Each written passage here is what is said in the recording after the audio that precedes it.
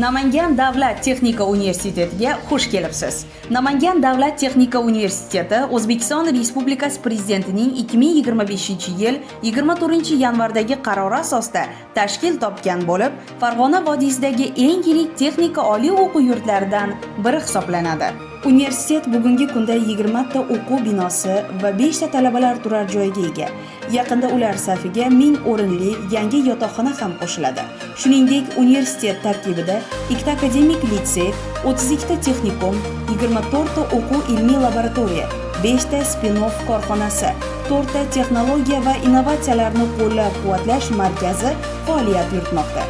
Universitetning 9 ta fakultetida 20 mingga yaqin talaba muhandislik va texnologiya, energetika va transport, qurilish va arxitektura, axborot texnologiyalari va menejment, iqtisodiyot va boshqaruv, to'qimachilik va ekologiya kabi 70 dan ortiq yo'nalishda tahsil olmoqda. Ular safida Xitoy, Turkiya, Rossiya, Bangladesh, Qirg'iziston kabi mamlakatlardan kelgan chet ellik talabalar ham bor. Universitet talabalariga yuqori malakali 875 nafar professor o'qituvchilar saboq berib kelmoqda. Ularning yarmidan ortig'i ilmiy darajaga ega.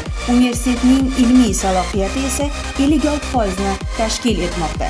Universitet AQSh, Yevropa, Hindiston, Xitoy, Turkiya, Rossiya, Belarus va Qozog'istondagi o'nlab oliy o'quv yurtlari bilan hamkorlik aloqalarini o'rnatgan. Professor o'qituvchilar va talabalar almashinuvi, stajirovka va amaliyotlar muntazam yo'lga qo'yilgan.